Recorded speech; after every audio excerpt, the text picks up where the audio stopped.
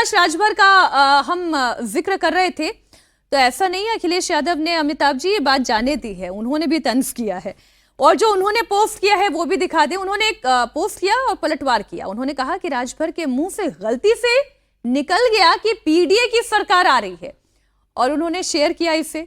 और अखिलेश यादव ने लिखा कि सच अपने आप निकलता है और झूठ सोचकर बोला जाता है। आपने सच कहा, सही कहा, पीडीए आ रही है।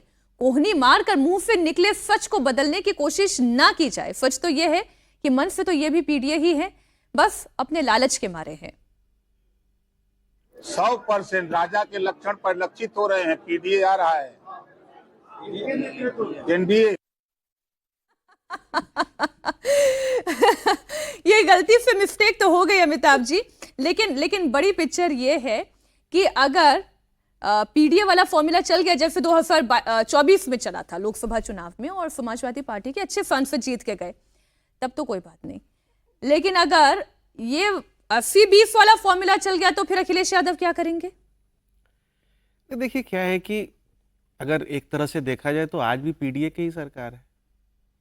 पूरे भारत में अगर भाजपा की सरकार है तो किसका विकास हुआ है भाजपा की सरकार में? पिछड़ों और दलितों का नहीं हुआ, पिछड़ों और दलितों और अगड़ों का हुआ है, अल्पसंख्यकों का भी हुआ है। क्योंकि आज की डेट में 30 से 35% बेनिफिशियरी हर राज्य के स्कीम में और पूरे भारत के स्कीम में मुस्लिम समाज से हैं। तो आज भी सरकार है, ऐसी कोई बात नहीं है कि नहीं है। उन्होंने वो एक्रोनिम उठा लिया है, पहली बात। दूसरी बात, जो एसी और पीसी की बात हो रही है, तो एसी के बारे में तो ज्यादा कमेंट नहीं करूंगा मैं, लेकिन पीसी की अगर बात करूं, press conference is an outdated medium of communication. प्रधानमंत्री ने पिछले आई थिंक कितने 12 सालों में कितने प्रेस कॉन्फ्रेंस किए? ऐसा नहीं है कि वो जैसा नैरेटिव है कि वो कोई प्रेस कॉन्फ्रेंस में आकर के सवालों का जवाब नहीं देना चाहते या वो डरते हैं। Press conference is an outdated medium of communication. ये प्रेस कॉन्फ्रेंस का जमाना है ही नहीं। तो अगर आप किसी चुनाव में, और अखिलेश यादव क्या कर रहे थे 2022 के चुनाव में, उनकी ही अब नहीं बोलना चाहिए ऐसा, उनकी ही जाति कम्युनिटी का एक उनका पीआर एडवाइजर थे, उनको उन्होंने हायर कर दिया। वो डेली प्रेस कॉन्फ्रेंस करते थे सर, डेली प्रेस कॉन्फ्रेंस करते थे। प्रेस कॉन्फ्रेंस का कोई लेना देना नहीं आज की पॉलिटिक्स में। आज सोशल मीडिया एक बात है जरूर, और दूसरा है जमीन पर आपका जो कार्यकर्ता है, कैडर है, आपकी आइडियोलॉजी को कितनी मजबूती से रख रहा है और कितनी मजबूती से जी आपकी बात को पहुंचाता है। एक और चीज जोड़ता हूं सिर्फ इसमें, आप भूल गया क्या जोड़ रहा था, कि ऐसा नहीं कि जनता की जो उपेक्षा करेगा। आज है कि मेजॉरिटी, देखिए पिछले 12 सालों में हुआ क्या है, एक बहुत बड़ा बदलाव जो कल भी हम लोग बात कर रहे थे। मेजॉरिटी इस भारत में माइनॉरिटी की तरह नहीं रह सकता। ये सबसे बड़ा मैसेज पिछले 12 सालों का है। Majority can not live like minority in a country. Bhajpa ने कोई हिंदुत्व का परचम, कोई यही चीज की सीडिंग हुई है। मेजॉरिटी जो है वो माइनॉरिटी की तरह नहीं रह सकता, जैसा यूपीए में, जैसा बंगाल में, या जैसा किसी और राज्य में रह रहा है। इससे थोड़ा सा बस मैं फिर एक खबर भी दिखानी, वो बहुत जरूरी है। मेजॉरिटी माइनॉरिटी की तरह नहीं रह सकता। यही जो तुष्टीकरण के आरोप लगते हैं, और ये जो नैरेटिव बंगाल से आया, बंगाल का उन्होंने नाम ले लिया। एक ये कहा जाता था ना, और ये बीजेपी के हर नेता ने कहा कि 2 लोग अगर बिना हेलमेट के पकड़े जा रहे हैं तो जो मुसलमान है उसको जाने दिया जाएगा, जो हिंदू है उसका चालान कटेगा। ये बंगाल में होता था।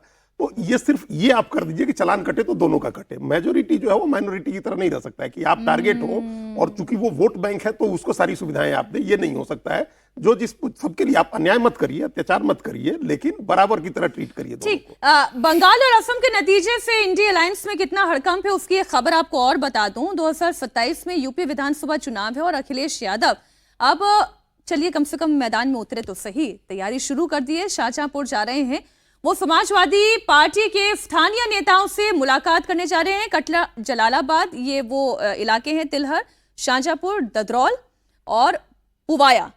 6 की 6 सीटें हैं। जी बीजेपी का कब्जा है यहाँ पे।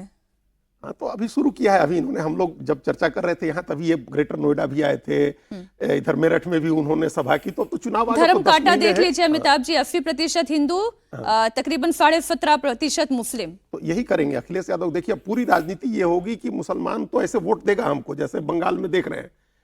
अब असली पीडीए है, पीडीए में भी ये छोड़ दीजिए, पिछड़ा दलित है जिसको टारगेट करेंगे अखिलेश यादव की वो वोट आए, क्योंकि उनको पता है कि उसके बगैर नहीं हो सकता है। और पिछड़ा दलित में भी गैर यादव पिछड़ा है। देखिए, वो पिछड़ा में भी यादव तो मान के चल रहे हैं कि आएगा हमको। तो अब 80% जहां वोट है उसी को टारगेट करेंगे ना, वही राजनीति है। कन्नौज का यादव भी नहीं आ पाया था, लेकिन ये भी हमें याद है। Amitabh ji, quick comment on this graphics, ये जो डिटेल है। वही बात है कि जो हम लोग कल बात कर रहे थे कि जो पॉलिटिक्स है, जब हिंदू समाज का वोट जब विभाजित हो रहा था अलग अलग कास्ट ग्रुप्स में, SC, ST, Yadav, non Yadav, OBC, upper caste, ब्राह्मण, अदर अपर कास्ट, तो हम लोग 20 या 30% या 25% जहां पर भी मुस्लिम आबादी थी उसको एक अलग से कैटेगराइजेशन करके आज तक हम लोग एनालिसिस करते आए हैं कि ये मुस्लिम डोमिनेंट इन्फ्लुएंस सीट्स है। अब आपको सिर्फ एक चीज देखना है कि मुस्लिम समाज 50% से कहाँ ऊपर है। सिर्फ वहीं पर मुस्लिम समाज का इन्फ्लुएंस है, बाकी जगहों पर इन्फ्लुएंस जो है अब कम रहने वाला है। ये बार बार चुनावों में हम देख रहे हैं।